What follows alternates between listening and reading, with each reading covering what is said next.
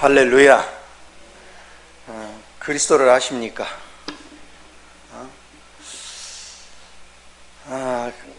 우리가 신앙생활을 오래들 하지만 그리스도를 알고 믿는 사람이 거의 없어요. 여러분이 주님을 영접했다는 얘기는 성령 안에 그리스도가 있고 그리스도 안에 하나님의 본성이 들어있어요. 삼위일체 하나님이 다 우리 안으로 들어와 계시는 거예요. 여러분이 그리스도를 알면 네 교회 내 교회가 없어요.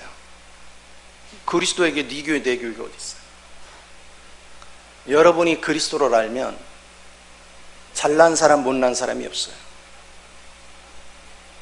여러분이 그리스도를 알면 마음에 드는 사람 안 드는 사람이 없어요. 여러분이 그리스도를 알면 문제가 없어요. 여러분이 그리스도를 알면 분열이 없어요. 왜 그럴까요? 그리스도는 생명을 살리러 오셨고, 그리스도는 모두를 화합시키러 오셨고, 그리스도는 모든 교회가 풍성해지고 잘되기를 원하시고, 그리스도는 모든 종들을 바르게 세우기를 원하시는 게 그게 그리스도의 본성이에요. 근데 오늘날 많은 사람들이 그리스도를 몰라요. 그리고 자기 생각을 따라서 대단히 하나님을 아는 것 같이 행동을 해요. 고린도전서에서 바울이 고린도 교인들한테 뭐라고 얘기합니까? 나는 너희 말을 시험하는 게 아니라 네 능력을 시험코자 한다. 그리고 그리스도를 사는 사람은 항상 밝아요. 그리고 사랑이 넘쳐요. 사랑은 허물을 덮어요. 부족한 것을 보면 긍휼히 여길 줄 알아요. 이것이 가장 소중한 거예요. 그래서 그리스도 본성을 가지고 살면 여러분의 삶이 날마다 풍요로워져요. 자, 그리고 그 그리스도는 어디 계세요? 만약에 여러분이 주님을 영접했다면 그분은 누구 안에 있어요? 내 안에 있어요. 왜 멀리서 찾아요? 여러분 안에 있는데. 그분을 우리가 붙잡는 거예요. 그분을 의지해 사는 거예요. 저는 지난 세월을 가만히 생각해 봤어요. 하나님이 지난 20년 동안 저를 훈련시켰어요. 여기서 목회를 하는 10년 동안은 지식을 전했어. 그때는 나도 몰랐어. 그게 내가 지식을 전한지도. 조금 이제 내가 하나님에 대해서 의식이 깨어나기 시작한 게 10년이 지나서부터예요. 의식이 깨어나서 이제는 그리스도로 살려고 하는데 그게 하루아침에 안 돼. 내가 가진 본성을 처리해 가는 과정이 하루아침에 안 돼. 그래서 또 그거를 집중적으로 처리하는 기간이 10년의 세월이 걸린 거예요. 이제서야 그리스도를 산다는 게 이런 거구나. 그걸 느끼기 시작하는 거예요. 어느 날 갑자기 여러분이 획기적으로 그리스도가 사라지느냐? 절대 불가능합니다. 하루아침에 되는 거 하나도 없어요. 그리고 여러분이 그리스도를 알면 여러분은 그냥 나 죽었어 합니다. 욥을 보세요. 욥같이 똘똘한 사람이 없잖아. 욥이 욥기서에 35장에 걸쳐서 세 친구와 토론하는데 얼마나 지식이 박식해요. 우주학서부터 창조학서부터 도덕, 윤리, 사회 모든 막 경제 분야까지 토론하는 걸 보면요, 그 박식함이라는 건 말로 표현할 수가 없어. 그래서 자기는 잘못한 게 없는데 친구들이 자꾸 뭔가 잘못한 게 있으니까 이 고난을 받지, 이 소리를 들으니까 화가 자꾸 나는 거예요. 그래서 하나님께 따졌어요. 하나님이 났으면 나를 알 텐데 왜 났지 않느냐고. 하나님은 침묵했어요. 욥 혼자 막 흥분했어요. 실컷 흥분하고 나서 하나님이 막판에 나타나셨어요. 욥아, 내가 풀어서 설명하자면 이런 거예요. 욥아, 너 참 말 잘하더라. 야, 너 지식 출중하더라. 너 참 뛰어나더라. 그러면 사나이답게 허리를 동이고 단단히 동이고 내가 지금부터 질문하는 내용을 너 한번 답해봐. 너 그렇게 똘똘하면. 너 지금 지구가 무게가 얼마야? 이거 공중에 매달아 놨는데 어떻게 매달았게? 근데 이 지구 이런 것들이 은하계가 수조계가 있다. 그 모든 것이 운행하고 있다. 근데 어떻게 그게 운행되게? 그러면서 자연에 대한 천체에 대해서 쫙 질문을 해요. 한마디도 답을 할 수 없어요. 그때 그가 고백한 게 뭡니까? 무지몽매한 자, 짐승 같은 자가 하나님의 이치를 가리웠나이다. 아는 척했습니다. 성경은 인간이 공부해서 알아지는 게 아니, 지식으로 알아지는 것이 아닙니다. 바울도 굉장히 학식이 뛰어났어요. 율법에 밝았어요. 구약 성경에 굉장히 밝았어요. 근데 그가 주님을 만나기 전까지는 예수 믿는 사람 핍박하고 잡아다 가두고 괴롭혔어요. 그러나 그가 다메섹 도상에서 주님을 만난 다음에 그 다음에 그의 인생은 바뀌기 시작했어요. 왜 바뀌었어요? 갈라디아서 1장 16절에 바울이 그 얘기를 합니다. 내 속에서 계시하시는 그분의 영을 따라서 이제는 내가 그분을 전한다는 거예요. 내가 그분의 비밀을 봤다는 거예요. 근데 그분의 비밀을 얘기하는 것이 땅에서 잘 먹고 잘 사는 얘기가 아니야. 다 그리스도 얘기를 해요. 그리스도 인격이 되어지면 어떻게 되는가? 지금 여러분은 여러분 자신을 알아야 돼요. 그리스도를 모르는 사람은 자신을 모릅니다. 자신이 사탄에 포로잡혀 있는 걸 몰라요. 죄악 가운데 잡혀 있는 걸 몰라요. 자신이 지금 뭔 말을 하고 사는 건지도 몰라요. 그래서 하나님을 모르면 모를수록 말도 안 되는 소리를 하고 다니는 거예요. 하나님을 모르면 모를수록 저 사람이 뭐라 했다, 저 사람이 뭐라 했다, 자기 판단을 따라 말해요. 그러나 여러분이 하나님을 보는 순간, 하나님을 만나는 순간 내가 아는 게 없다는 걸 알게 돼요. 내가 얼마나 무지한 존재인지, 내가 얼마나 쇳덩어리인지, 내가 얼마나 무능한지, 내가 얼마나 형편없는지 그걸 알게 돼요. 그래서 잘난 척을 할 수 없어요. 그래서 그냥 주님 앞에 엎드리는 거예요. 매일 주님 앞에 가서 뭐 합니까? 주님, 제가 할 수 있는 거 아무것도 없습니다. 제가 아는 거 아무것도 없습니다. 그래서 오늘도 주님을 의탁합니다. 주의 생명을 의탁합니다. 주의 생명이 나를 사로잡으소서. 주의 생명이 나의 인생을 이끄소서. 주님이 여러분을 이끌면 여러분은 절대로 그 주님은 분열을 조장하지 않습니다. 그 주님은 비판하고 정죄하지를 않습니다. 그 주님은 원망과 불평을 하지 않습니다. 그 주님은 당을 짓지 않습니다. 오늘 우리가 주님을 모르기 때문에 우리들 머리로 우리 방법으로 살아가면서 주님을 아는 양 착각들을 하는 거예요. 우리가 주님을 안다는 게 얼마나 소중한 것인지. 우리가 성경에 보면 예수님이 나사렛 지역에 가서 엄청난 기적을 베풀었어요. 자기가 자라왔던 나사렛에서. 그러나 사람들은 예수님을 보면서 뭐라 하냐, 내가 저의 아버지도 알고 저의 형제도 아는데, 이런 식으로 얘기했어요. 그러나 예수님 안에 있는 그 하나님을 보지 못했어요. 그가 기적과 이사를 베풀었지만 그들은 자기가 아는 외적인 선입관을 가지고 인정하려고 하지 않았어요. 이것을 우리는 분명하게 봐야 돼요. 무엇이 살아있는 신앙인가? 무엇이 생명 안에 있는 것인가? 그리스도를 알면 교회가 평안해져요.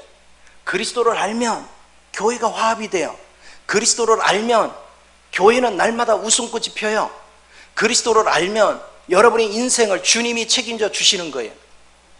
그리스도가 여러분의 기업을 이루어 주시고 여러분의 자녀를 양육해 주시고 그리스도가 우리 부부 사이를 화목하게 만들어요. 그리스도를 아는 곳에는 날마다 활기가 넘쳐요. 은혜가 넘칩니다. 사람들은 이런 생각을 합니다. 누가 무슨 일을 잘못하면 너 이제 저주받을 거야. 하는 일마다 너 틀렸지. 그렇게 했지. 하나님이 너 그냥 안 둘 거야. 천만에요. 하나님은 그거 주목하지도 않아요. 하나님의 관심은 여러분의 잘못하는 걸 보는 게 아니에요. 여러분 안에 심어놓은 그리스도를 주목하는 거예요. 그 그리스도가 잘 자라느냐가 관심이야. 왜? 여러분의 옛사람이 행하는 모든 건 이미 십자가에서 끝난 거야. 그래서 하나님 그거 쳐다도 안 봐. 단 성령님은 뭐 하시냐? 그걸 제거하지 않으면 여러분이 주님을 살아낼 수가 없기 때문에 성령님은 반드시 환경을 조성해 그걸 깨부시는 거예요. 그거는 오후 시간 내에 집중적으로 가르쳐 줄 거예요. 우리는 실제를 만나야 돼요. 그리스도의 실제를 알아야 돼요. 여러분이 그리스도의 실제를 가지면 여러분은 주님의 중심에 있는 그 하나님의 능력이 뭔지를 알아. 그분의 본성이 뭔지를 알고, 그리고 예수님이 이 땅에 오셔서 육신을 입고 인생을 사시고 공생애를 사시고 그리고 십자가에 죽으시고 그리고 부활한 다음에 승천하시고 하나님 영광 안으로 들어가신 그 비밀의 역사가 뭔지를 다 알아요. 저절로. 그때 여러분은 예수님이 죽을 때 여러분 옛사람도 죽었다니까. 그럼 그 얘기는 무슨 얘기냐? 내가 그리스도를 봤다는 것은, 그리스도를 만졌다는 것은 내가 죽은 사실을 본 거예요. 죽은 걸 활용하지 않습니다. 죽은 사실을 보지 못했기 때문에 여전히 입술로는 하나님을 부르지만 옛사람의 입술로 부른단 말이에요. 옛사람의 행동으로 산단 말이에요. 그러니까 삶이 형편없어지는 거예요. 여러분이 그분을 접목하면, 그분을 만나면 여러분은 저절로 내 옛사람이 얼마나 부패된 걸 알고 그거를 십자가에서 끝장낸 걸 알아요. 그리고 그리스도 영은 절대로 누구를 미워하는 법이 없어요. 판단하고 정죄하는 법이 없어요. 누구에 대해서 의견을 내세우는 것이 없어요. 옛사람에는, 자 보세요, 성경에 보면 옛사람이 십자가와 같이 못 박혔다고 그래요. 그럼 옛사람 속에 뭐가 있느냐? 옛사람이 해서 행동에서 표현돼 나오는 생활을 육신이라고 그래. 그리고 옛사람이 사탄에 오염돼서 여러분이 성깔이 나오는 게 다 그걸 성질이라고 그래. 그리고 그 옛사람이 자기 의견을 막 표현하는 걸 갖다가 그걸 자아라고 그래. 그리고 옛사람이 하나님이 태어날 때부터 준 재능을 활용하는 걸 갖다 타고난 성분이라고 그래. 그러면 옛사람 속에 이런 내용이 있는데 십자가에서 옛사람을 다 죽였다는 얘기는 이제 그런 것도 같이 죽은 거죠. 같이 죽은 거예요. 그러면 이제 그걸 써먹을 수가 없어. 그러면 우리 살해야 되는데 나의 옛 생명이 죽었으면 새 생명 가지고 살해야지. 그 새 생명이 그리스도. 하나님의 생명을 가지고 사는 사람은, 아니 하나님이 지금 우리가 행동하는 것 같이 행동한다면 그분이 하나님이 아니죠. 하나님을 안다는 것은 자신을 내세울 수 있는 게 없는 거예요. 하나님은 모든 영혼을 사랑하는 거예요. 그래서 여러분이 감내라 콩내라 하지 마요. 누구를 판단하지 마요. 신앙생활 해다 떠냈네 안 떠냈네 그런 얘기도 하지 마요. 주님 안에서는 다 똑같아요. 다 귀하신 분들이에요. 다 소중한 분들이에요. 오늘 항상 우리는 그들을 축복하고 그들을 기도하고 모든 교회가 하나님의 축복 안에 거할 수 있도록 축복하고 기도해야 되고 모든 것이 잘 돼야 돼. 오늘 우리가 그게 그리스도를 하는 거예요. 오늘 본문도 봅시다. 예수님이 이 종교로 쩔어 있는 유대 땅을 벗어나서 빌립보 가이사라 지역이라는 저 북쪽 헐몬산 밑에 그쪽에 가서 비로소 이제 종교가 없는 곳에 가서 주님은 제자들한테 질문을 합니다. 야, 사람들이 나를 뭐라 하더냐? 하나님이 여러분한테 내가 누구냐 물으면 여러분 말할 수 있어야 돼요. 들은 지식 가지고 말하는 건 아는 게 아니에요. 왜? 여러분은 그분을 충분히 경험하고 그분의 생명을 살아보지 않고는 지식을 들었다고 해서 아는 게 아니라니까. 만약에 여러분이 한 번도 맛보지 않은 음식에 대해서 누가 설명한다 해서 아는 거 아니잖아. 내가 먹어봐야 아는 거지. 내가 주님을 접촉하고 주님을 살아보지 않고는 주님을 절대로 아는 것이 아니에요. 그러니까 우리가 마귀한테 맨날 쏟고 다니는 거예요. 그러니까 마귀 밥이 돼가지고 좌충우돌을 하니까 되는 일이 없는 거예요. 다 무너지는 거예요. 이것도 무너지고 저것도 무너지고 전부 다. 그리스도를 바르게 아는 거. 성경 공부를 아무리 많이 해도 그리스도를 못 만나면 그게 꽝이에요. 아무것도 아니에요. 그럼 성경 공부 왜 하는 거예요? 그리스도 만나는 법을 가르쳐 주는 거예요. 어떻게 하면 그리스도를 만나야 되는가? 그래서 전에도 내가 가르치면서 항상 그랬죠. 이 배우는 게 중요한 게 아니라 이 주님을 만나기 위해서 그만큼 엎드려야 된다. 기도해야 된다. 성령을 통하지 않고는 결코 만날 수 없다. 그 주님을 접촉하지 않으면 여러분의 머릿속으로 은사적으로 좀 체험했다 해서 아는 게 아니다. 하나님을 바르게 알 줄 아는 사람, 그런 사람은 하나서 열까지 내가 지금까지 살아오는 과정 속에 하나님이 환경이나 만나는 사람들을 다 안배하셨구나. 왜 하나님은 사람들을 이 사람도 만나게 하고 저 사람도 왜 안배하는지 아세요? 하나님은 한 사람에게 재능을 다 똑같이 준 게 아니야. 다양한 재능들을 다 각자에게 준 거예요. 그래서 이런 사람도 만나고 저런 사람도 만나면서 자연스럽게 하나님에 대해서 다방면에 대해서 체험을 시키는 거예요. 그렇게 하면서 조금 여러분이 영적 체험을 해가면서 결국은 무르익어서 이게 20년 30년 후에 하나님을 접촉할 수 있는 눈이 열리는 거예요. 하루아침에 하나님 세계가 열리면 뭘 걱정하겠어요? 물론 더 빨리 열리는 사람도 있고 더 빨리 접촉하는 사람도 있지만 대체적으로는 최소한도 15년 20년 후는 다 걸려. 모르니까 우리가 안다고 하는 거예요. 주님을 모르니까 아는 척을 하는 거예요. 누가복음 18장에서 바리새인의 기도와 죄인의 기도를 보세요. 바리새인의 기도는 자기가 잘한 것을 감사한다고 기도해요. 내가 성경을 읽은 것, 오늘 성경을 읽을 수 있어서 감사합니다. 오늘 11조 떼먹지 않은 것 감사합니다. 오늘 무슨 일 한 것 때문에 감사합니다. 누구 자랑하고 있어요? 다 자기 자랑하는 거예요. 그런데 주님을 본 자는 내가 할 말이 없어요. 주님 앞에 나를 비춰보니까 더럽고 추하고 죄인이야. 고개를 들 수가 없어요. 그래서 주님 앞에 그저 긍휼을 구했어. 아무것도 자랑할 것이 없어요. 이 잿덩어리가 뭘 한들 아무 의미가 없어요. 그래서 자기 죄를 고백했어요. 그랬더니 주님이 뭐라고 했어요? 그 죄인의 기도만 하나님이 받으셨더라. 바리새인의 기도는 받지 않았어요. 죄인의 기도만 받았어요. 오늘 주님을 아는 것이 뭔가를 잘 봐야 돼요. 예수님께서 제자들한테 사람들이 나를 뭐라 하냐 세 가지를 얘기했어요.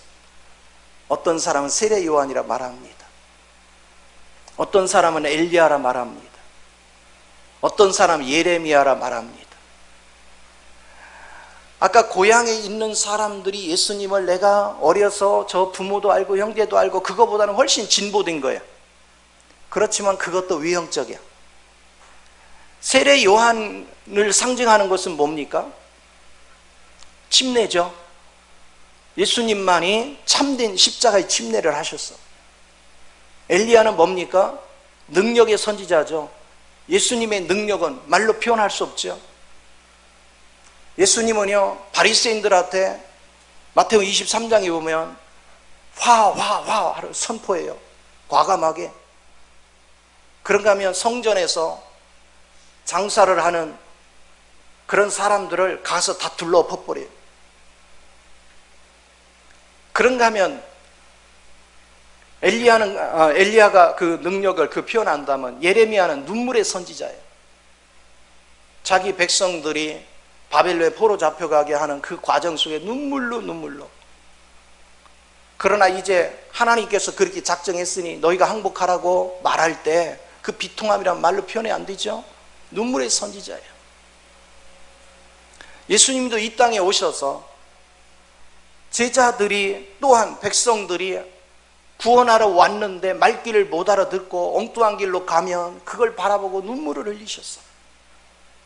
사람들이 죄에 묶여가지고 가난에 시달리고 질병에 시달리고 고통에 시달리는 걸 보면서 또 사망으로 자식을 잃고 고통받는 사람들을 보면서 주님은 눈물을 흘리시고 그들을 치료해 주시고 죽은 자를 살리는 역사를 이루셨어. 또 그가 시몬의 집에서 죄인들과 더불어 잔치하러 갔을 때 마리아가 옥합을 깨뜨려서 그 머리에 붓고 머리를 풀어 헤쳐서 발을 씻겨줄 때 그 눈물로 씻기는 그 장면을 보면서 주님도 같이 눈물을 흘려. 그 마음의 중심이 무엇일까? 그래서 우리가 주님을 엘리야로 느끼던 예레미야로 느끼던 진보는 했지만 그것이 주님을 아는 것은 아니에요. 여전히 아직 외적이에요. 아직 지식에 머물러 있어요. 하나님을 깊이 아는 것은 여러분이 직접 그분을 접촉해야 됩니다. 내적으로 접촉해야 돼요. 그래도 베드로는 그 중에서 주님을 제일 많이 체험했어요. 주는 그리스도요 살아계신 하나님의 아들입니다 고백하잖아요. 또 요한복음 6장에서 주님이 살과 피를 먹고 마셔야 구원을 받는다 말했을 때 사람들이 이해가 안 가서 다 도망갔습니다. 사람들이 막 기적을 쫓아서 따라오니까 주님이 썩어질 거를 위해서 쫓지 말고 하늘에서 주는 생명을 먹어라. 그러니까 그거 달라고 하니까 내가 생명의 떡이다. 네가 내 살과 피를 먹으면 네가 산다. 근데 말귀를 못 알아듣고 다 도망갔어요. 제자들한테 그랬습니다. 너희도 가려느냐? 그때 베드로가 뭐라 했습니까? 영생의 말씀이 여기 있사온데 제가 어디를 가오리까? 그게 내적으로 아는 거예요. 우리가 내적으로 주님을 알면 여러분은 결코 함부로 행할 수 없다는 걸 알게 돼요. 그 주님을 우리는 날마다 체험하고 만나는 이 훈련들이 얼마나 귀한가. 제가 목회를 쭉 해오면서 느끼고 이제는 하나님의 많은 것들을 체험시키고 그 생명의 세계에 접촉을 해가면서 느끼는 것이 뭐냐? 굉장히 단순하다는 걸 알았어요. 실제를 만지면 문제가 없어요. 왜 문제가 없어요? 아니 그리스도가 우주를 창조했는데 그리스도가 나를 창조했는데 그리스도가 내게 생명 줬는데 그 생명 유지할 수 있는 공기나 물이나 모든 필요한 거 다 줬는데 그리고 주님께서 하시기를 내가 너를 사랑한다? 너는 내 자녀가 됐다? 내가 너를 책임져 줄게? 두려워하지 마? 그 전에 그분을 만나기 전에는 의심스러웠지만 그분을 체험하고 나니까 그분은 그 말씀이 진짜구나. 의심의 여지가 없어요. 그러니까 확신이 차는 거예요. 자신감이 넘치는 거예요. 하나님이 우리를 왜 어려움을 통과하게 합니까? 여러분으로 그분을 찾게 만들려고, 여러분으로 그분의 능력을 덧입게 하려고, 여러분으로 그분의 생명 안에 거할 수 있는 은혜를 주게 하려고 이것을 하십니다. 요한복음 14장에서 보면 예수님이 그러십니다. 이제 내가 떠날 거다. 내가 떠나는 것이 너에게 유익이다. 그러니까 제자들이 그러죠. 어디로 가십니까? 그러니까 네가 알았더라면 너 기뻐했을 거다. 근데 모르겠다는 거예요. 그러면서 내가 하나님께로 간다, 아버지께로 간다. 그러니까 그 하나님 좀 보여달라고, 아버지 좀 보여달라고 그래. 그러니까 주님이 뭐라 하겠습니까? 나를 봤으면 아버지를 보았거늘. 3년 반 동안 주님을 쫓아다니고도 그분이 누군지를 몰랐다니까요. 오늘날 우리는 그분에 대해서 알려고 집중적으로 기도들도 잘 안 하고 성경도 잘 안 읽고 그저 종교생활 하듯이 왔다 갔다 해요. 평생을 여러분이 종교생활 하듯이 예배당 뜰 밟고 다녀도 그분 못 만나면 다 꽝이에요. 우리는 그분을 만남이 중요한 거예요. 그 실제 안에 붙들릴 수 있는 사람, 그 사람 문제가 없다니까. 우리 앞에 산적한 문제가 있어 보여도 그건 내가 해결할 문제가 아니야. 이제 그분이 일단 오시면 그분이 역사를 하실 거예요. 그분이 나를 통해서 일을 하실 거예요. 나는 그분을 믿고 그분이 내 마음에 감동 주는 대로 순종만 하면 되는 거예요. 근데 내가 경험한 우리 하나님은 판단이 없어지게 만들어요. 미워할 수가 없어요. 다 하나님의 자녀들이에요. 다 하나님의 사랑하는 아들들이에요. 근데 하나님은요, 아들을, 여러분을 아들로 삼는 게 아니에요. 하나님의 유일한 아들은 그리스도밖에 없어요. 그런데 여러분이 왜 아들 되느냐면 그리스도 생명을 가졌기 때문에 아들 되는 거야. 그리스도 생명을 가졌기 때문에. 그 아들을 주님은 끝까지 보존하시는 거예요. 그 아들을 통해서 세상을 바꾸는 거예요. 우리가 그 아들을 살 줄 알 때 우리는 그 아들은 또 뭐 하러 오셨습니까? 영혼을 구원하러 왔지 정죄하러 온 게 아니에요. 심판하러 온 것이 아니에요. 그래서 그 아들의 마음을 여러분이 갖고 그 생명을 접촉한 사람은 긍휼한 마음이 가득 차 있습니다. 영혼을 향해서 긍휼한 마음이 가득 차 있어요. 갈라디아 4장 19절에 보면 바울이요, 갈라디아 성도들이 복음을 전해가지고 교회를 탁 세워놓고 다른 지역에 가서 목회를 하고 있는데 성령을 의지하던 사람이 율법으로 다 도망갔네. 그러니까 다시 와서 그들에게 복음을 전한 게 갈라디아서예요. 그런데 뭐라고 합니까? 내가 다시 하나님의 형상을 너희가 입을 때까지 해산의 수고를 다시 해야 되겠구나. 하나님의 관심은 여러분 속에 하나님 형상을 입느냐 안 입느냐, 이거 관심이에요. 그리고 여러분이 영적으로 충만하게 자라서 그리스도 영으로 가득 차기를 원하시는 거예요. 그렇게 하려면 에베소 4장 13절에 뭐라 했습니까? 네가 믿는 것과 아는 것의 하나가 돼요. 내가 믿는 것이, 자, 예수 그리스도를 믿으면 그 믿는 분을 내가 영적으로 체험함으로 그분의 실제가 내 안에 짜여져서 하나가 되는 거예요.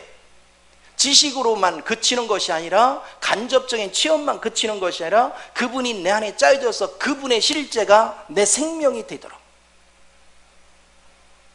그렇게 여러분이 아는 역사가 일어나야 돼요. 그래서 요한복음 17장 3절에 뭐라고 하냐? 네가 하나님과 예수 그리스도를 아는 것이 영생이라. 그러니까 지식으로 아는 게 아니란 말이에요. 짜여지고 사라지니까 안단 말이에요. 그러니까 그분이 내 안에 사니까 그분은 영생이잖아. 그 영생의 생명이 내 것이 돼. 오늘 그 주님을 살 수 있는 사람, 아무도 믿을 게 없어요. 오직 믿을 분은 그리스도밖에 없어요. 그리고 그 그리스도에게로 나를 인도하실 분은 성령님밖에 없어요. 성령을 통하지 않은 모든 것들은 다 가짜예요. 성령을 통해서만 참된 진리로 인도합니다. 성령을 통하지 않으면 안 됩니다. 그래서 우리 주님이 마태복음 7장에서 그런 얘기를 하죠. 그가 하는 것이, 그 선지자가 진짜인지 가짜인지 뭐 보면 안다고? 열매를 봐라.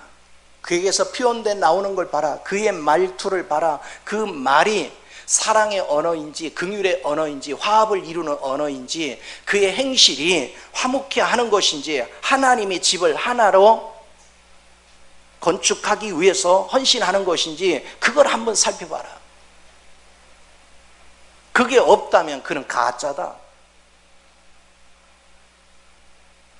고린도전서의 1장에서 3장까지 보면 거기에 아볼로파, 게바파, 바울파, 그리스도파 이렇게 파가 갈라졌어요. 쉽게 말하면 오늘날 누가 어떻고 누가 어떻고 누가 어떻고 이렇게 파가 갈라지는 거예요. 그렇게 되니까 교회가 분열이 됐어요. 그러니까 주님이 하시는 말씀이 뭡니까? 교회를 더럽히는 자는 반드시 저주를 받는다. 분열시키는 게 저주예요. 그게 더럽히는 거예요.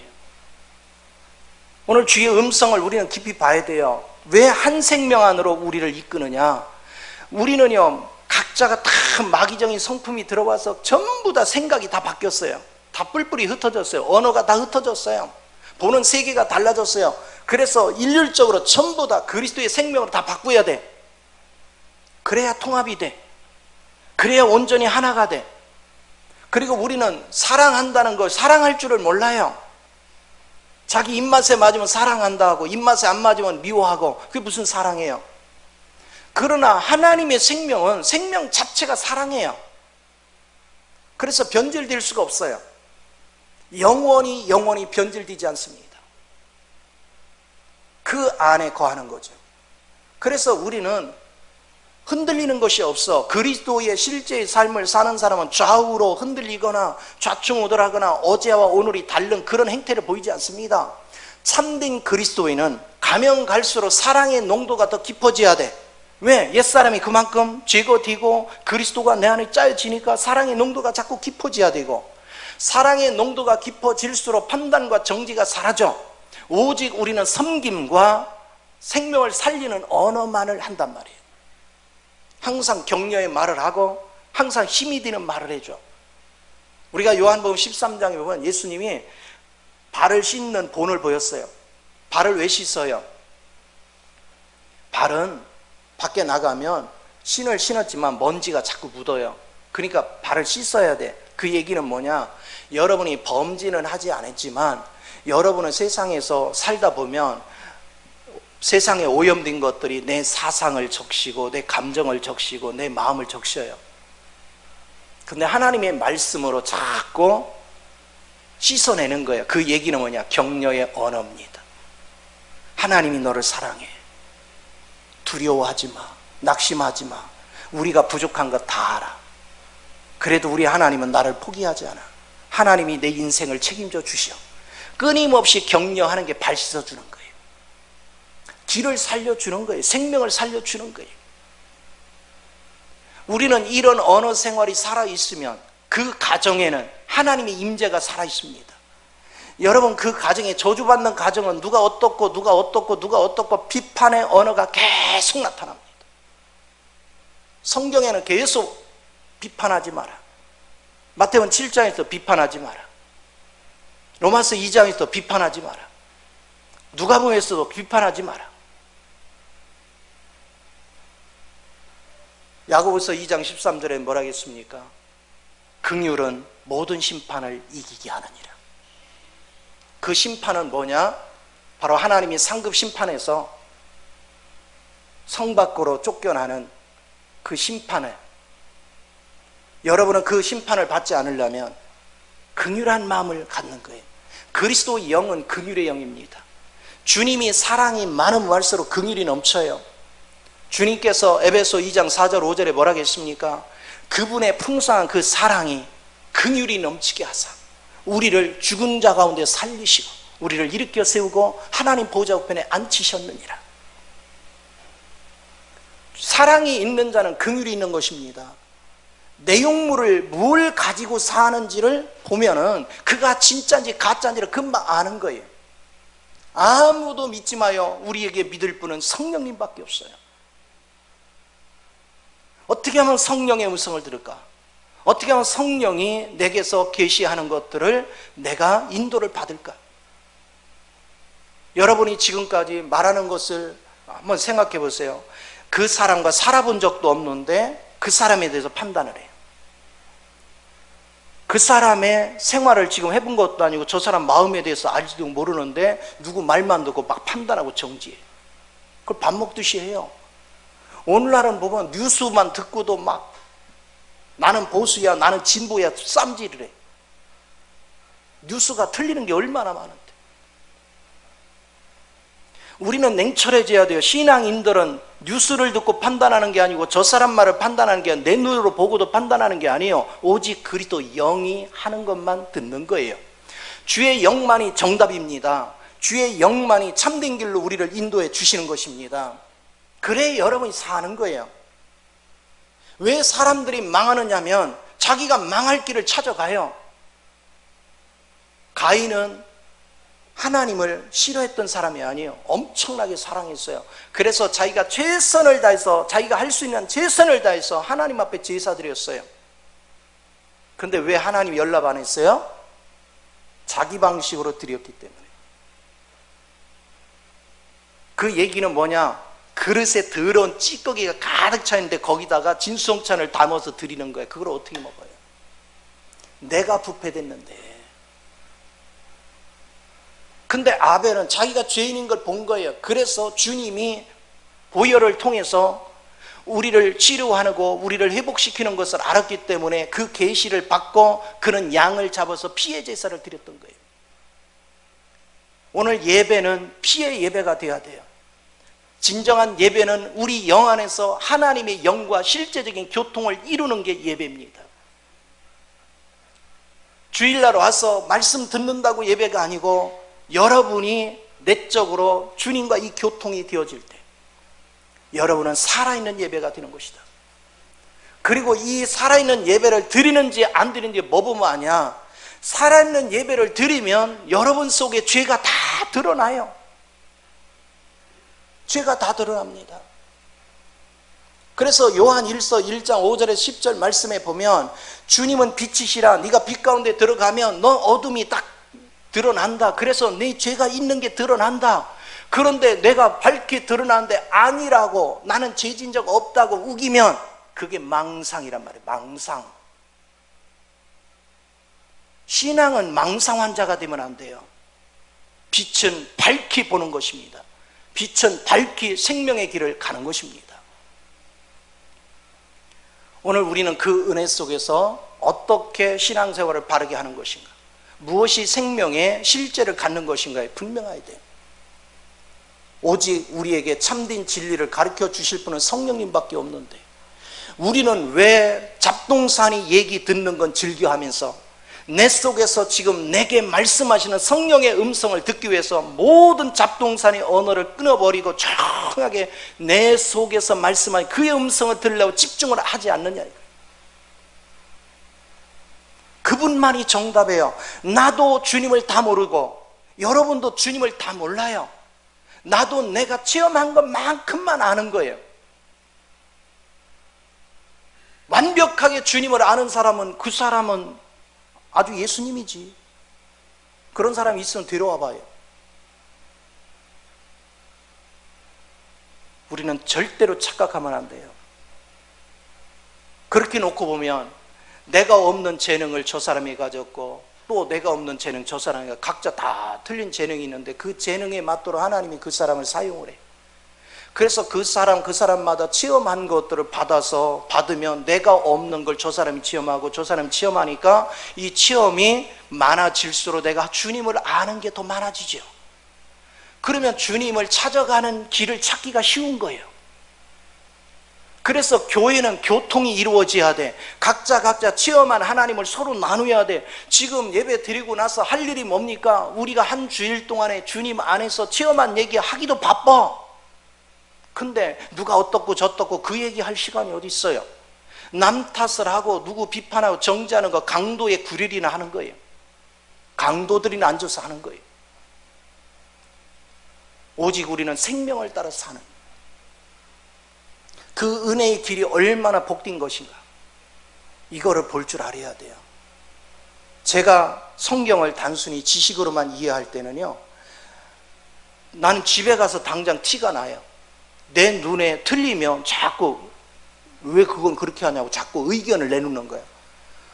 그러니까 또 우리 권사무 입장에서도 자기 의견이 있잖아요. 그럼 이제 충돌을 해요. 그럼 문제가 생기는 거예요. 그런데 주님을 자꾸 알아가니까 내가 말하는 게 겁나. 이제 주님을 자꾸 의탁해.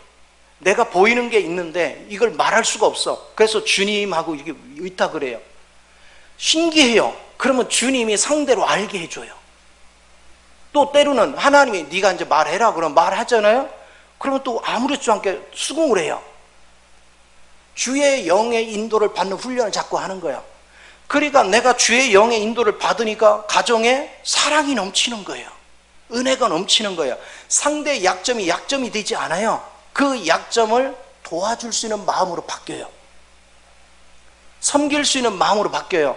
그 마음이 뭘 생각하는지, 뭘 힘들어하는지를 알게 돼요.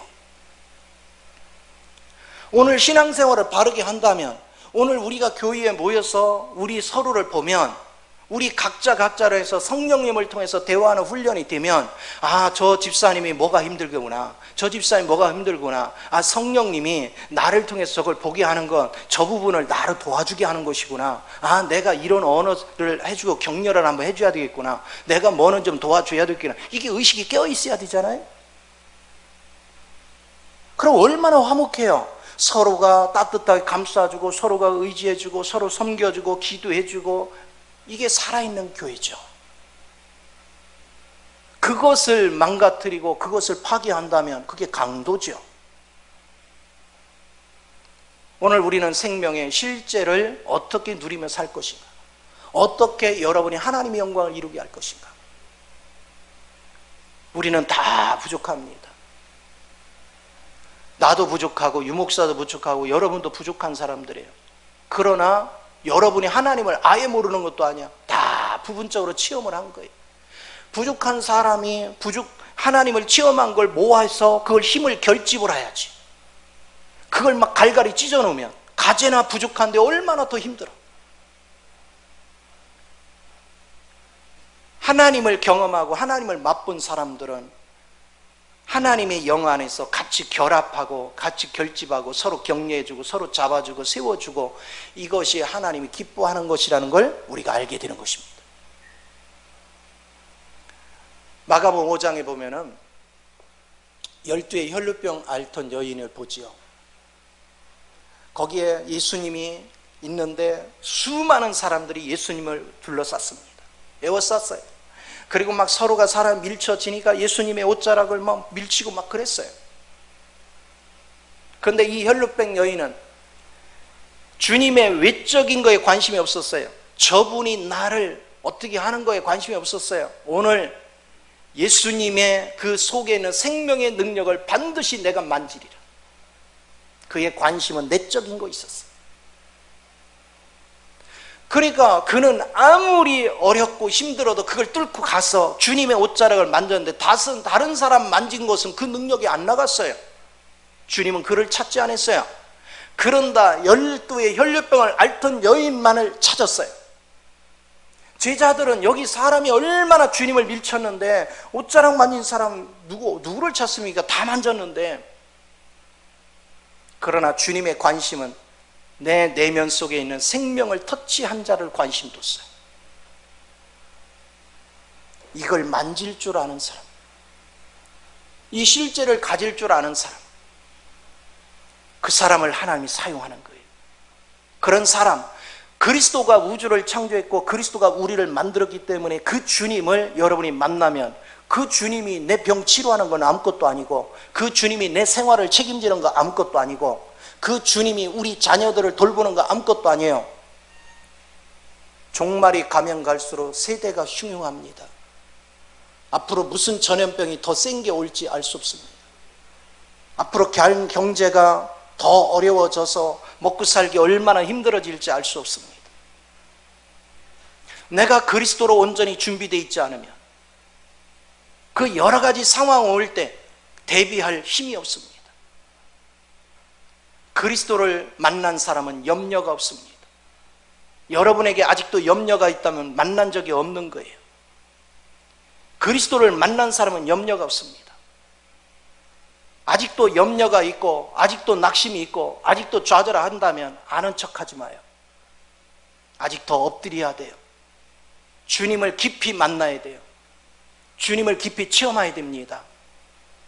교회는 생명이 살아 움직여야 됩니다. 하나님의 생명이 원기왕성하게 살아 움직이면 이곳은 사랑이 차고 넘칩니다. 말 한마디 한마디가 사랑이 넘치는 언어를 합니다. 생명을 아낄 줄 아는 것. 우리는 누가 믿음이 좋네 안 좋네 다 도토리 기적입니다. 그런 거 평가할 자격도 우리에게는 없습니다. 우리는 무조건 하나님 말씀에 순종해야 돼요. 야고보서 4장에 오직 판단자는 주님밖에 없다고 그랬어요. 입법자도 주님밖에 없어요. 우리는 준행자입니다. 주님이 시키는 대로 내가 준행만 하면 하나님이 우리의 길을 예비하는 걸 믿으시 바랍니다. 우리 주님은 여러분 마음속에 계셔요. 우리 영 안에 계세요. 좌우 보지 마요. 딴 데 가서 길 찾지 마요. 여러분 안에 계시는 그분을 의지하십시오. 그분을 자꾸 부르십시오. 주의 이름을 부르는 자는 구원을 얻으리라 그랬습니다. 그리고 밖에 있는 문제를 내가 해결하려고 하지 말고 문제가 있을 때마다 주님을 더 부르십시오. 주님을 더 의지하십시오. 그러면 이겨낼 수 있습니다. 오후 시간에는 어떻게 하면 이 실제를 만날 수 있는가 방법론을 가르쳐 줄 거예요. 오늘 모두가 여러분이 주님의 이 실제를 만나서 정말 이제 우리 엘베델 식구들이 원래 하나님에 의하여 하나님 교회가 건축되는 이 실제 안으로 돌아가는 이 축복이 열려야 될 줄 믿습니다. 하나님은 생생히 살아계십니다. 여러분 속에는 이미 씨앗은 다 뿌려졌어요. 근데 뭐가 문제냐? 씨앗은 뿌려졌는데 이 씨앗이 자라려면 뭐가 있어야 돼요? 수분이 있어야 돼. 근데 배쩍 말랐어. 수분이 없어. 씨앗 자체만 그냥 덩그러니 있어. 여기에 성령의 흐름이 일어나야 돼. 성령의 역사가 일어나야 돼. 성령을 통해서 영생하도록 솟아난 샘물이 흘러넘치기 시작해야 돼. 그래야 이것이 싹이 나는 것입니다. 이것이 생명의 역사가 일어나는 것입니다.